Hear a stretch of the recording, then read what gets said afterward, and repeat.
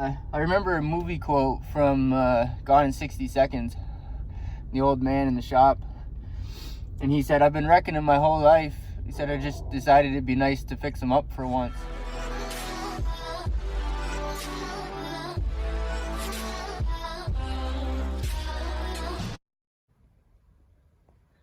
What the frig kind of spider are you? You must be one of those winter spiders. What the frig? I think I pissed him off and woke him up while he was hibernating. He looks pretty goofy. He looks pretty dopey. I've never seen a spider in the winter before, like one that was actually moving. Huh. I think he wants to come right at me. I think he wants to fight. Ugh. Yeah, he's coming right at me. Come get somebody. If I was you, I'd crawl back into your hole, go back to where you came from. Word. 4-letter F word today. Cold start. Manual Ford. Oh, she's gonna do Ford stuff today. Come on, baby. Just pretend like you're a Chevy. Yeah, there you go. That's how you do it. Oh my goodness. Brake light. Low tire. The other ones are just temporary, I guess. This truck has aftermarket wheels on it, so I'm not sure if it has pressure sensors at all. It's got a little bit of a vibration. That's probably not running on all 6 cylinders.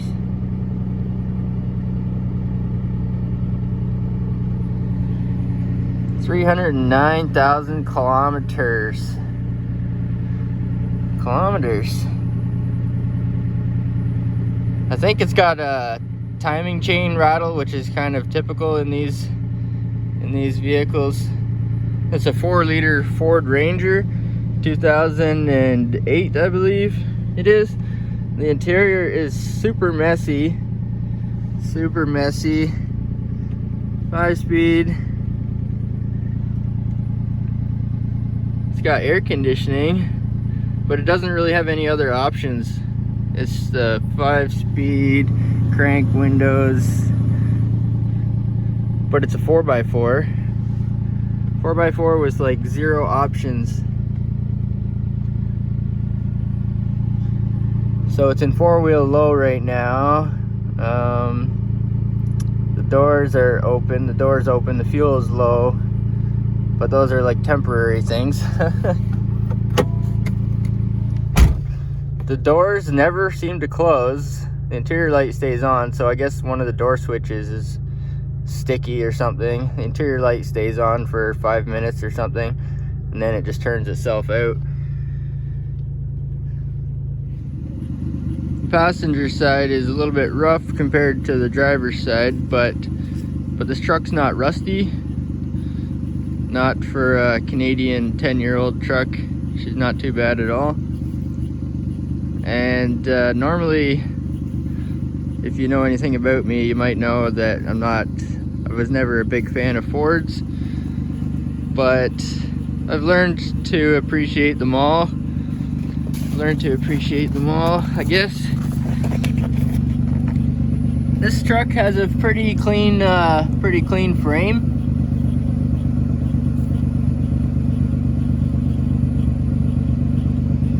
So the frame is pretty good for the age, and the rust is not too bad. I don't think there's any holes in this truck, any rust holes in it. It's pretty solid. There's a big dent here in the box, and in the front corner there's a big dent there as well. This corner seems to be sagging a bit. And when I look at the leaf springs, they seem to have a negative arch to them.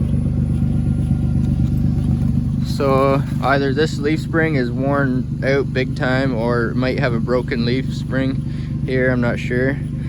I can barely get my hand in above the tire. It's got big oversized tires on it. They're 275/70 18s, and they're E-rated.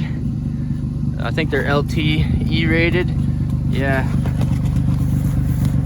LT 275/70 18, capable of 80 PSI.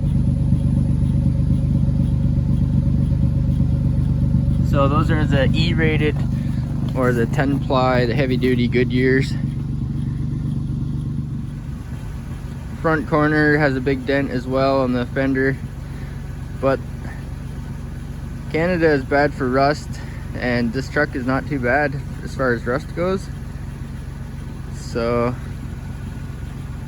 it might be worth changing the fender, popping out the dent, but this truck needs work too. It needs mechanical work as well.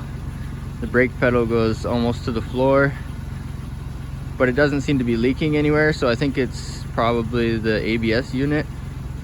Front bumper has a break in it, big crack in it. It is an extended cab. It's not much of an extended cab though, because back seats are tiny. They're just little sideways jumper seats. I don't think my dog wouldn't even fit in the back seat. Back seat's so small. But it is an extended cab, and the back doors do work. These trucks are known for the back doors getting stuck on them.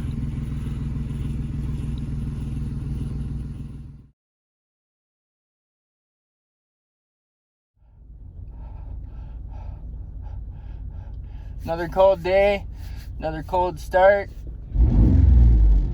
Oh my goodness, vroom.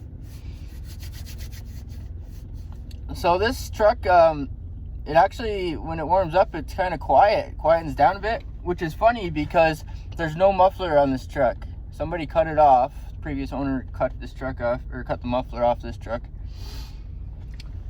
This truck was traded into the dealer, and the dealer didn't want anything to do with it.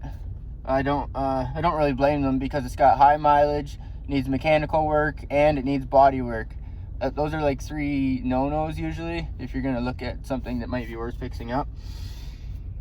So if it needs one thing, like mechanical or body or whatever, then that's not bad. But this truck needs all of it. It needs body work, needs mechanical work, and it's got high mileage. 300,000 kilometers. I've heard of people getting 300,000 miles out of these trucks, but I see potential. I've been around junk like my whole life, so you ever see, I remember a movie quote from Gone in 60 Seconds, the old man in the shop, and he said, "I've been wrecking them my whole life." He said, "I just decided it'd be nice to fix them up for once." So I see potential when I look at something like this. It's kind of modern. It's a 2008, so it's just over 10 years old now. It's a 4x4. A 4-wheel drive truck is not cheap, and stuff like this old starts to rust around here. So I see potential because it's not rusty. It's cheap because it needs work, and I see how this could be a possible candidate for a future project, perhaps. So sometimes things are slow at work, and I'll take on a project when things are slow at work. And yeah, I think this one has potential, and I think it's also a popular platform. Rangers, you see people doing all kinds of things with them. I've never been a Ford guy, but I appreciate them all, and I appreciate the simplicity of this chassis. If you get underneath of this Ranger and look at the frame, it's identical to like a 1988 Ranger. Like, nothing has really changed over the last, 20 years. Of course, they do have a new Ranger out now, which is a mid-size. I don't think anybody makes the small trucks anymore. Even Toyota has gone to making bigger trucks. But I appreciate the the medium size, the smaller trucks, the fuel economy. This truck has a V6. It might be a little easier on a V8, but the 4 liters are not known. They're not known to be good on gas. So, I don't know. Let me know what you think. I think it has potential. I think it's probably worth fixing up. If you can do the work yourself, you'd probably save the money on the labor and stuff. Maybe get some cheap parts, fix it up yourself. That would be like, that might make it worth it. And since I do a lot of my own stuff, a lot of my own work, it might be worth it. Now, if you had to fix this vehicle up and send it to the shop, it might cost thousands of dollars. If it's got broken leaf springs, if it needs brake work, the brake pedal goes almost to the floor before it actually starts stopping. So I checked it for leaks, and I couldn't find any leaks in the brake lines. So I think it's probably either the master cylinder's not pushing or the ABS unit, one or the other.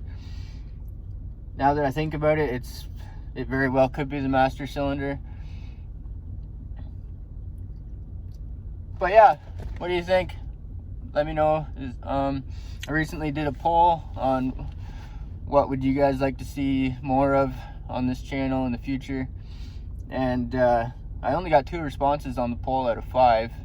Well, there was like 12. I think there was 12 votes, but only 2 categories got voted for. One was LS swaps and Firebird stuff, and the other one was new projects. So this could be a new project.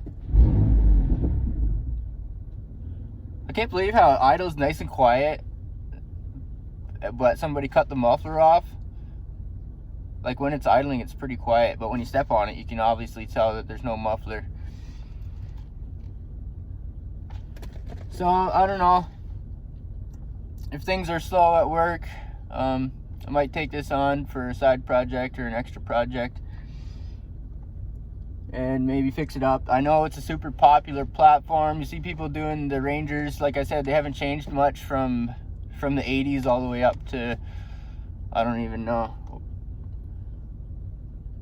probably a good 20 years or more. Anyway, they didn't change a lot. I see people doing trophy trucks with them, and lowrider trucks and off-road vehicles and all kinds of good stuff. So it is a super popular platform. Mazda used the same platform. I'm not sure if Mazda actually made this platform for Ford, or if Mazda had rights and they just made their own version of it. I'm pretty sure that Mazda was the originator of this platform. Pretty sure Mazda came up with it, because Ford, back in like 82 when the S10 came out, back then they were using like Isuzus, and they were just shipping over vehicles and putting a different tag on them. So the Chevy Love, back in the 70s, I think, before S10 made their own, or before Chevy made their own, it was like a Mazda or an Isuzu. Yeah, I'm pretty sure it was an Isuzu. So I'm not sure, but Mazda does have the same type of truck. If I took the seats out of a Mazda, they would bolt right in here. The box off a Mazda, it would bolt right on. The fenders, I think, are the same. So recently we saw that black Mazda at the scrapyard in one of the junkyard videos. So Junkyard Exploring with John, where we found a Firebird and an LQ4 6-liter.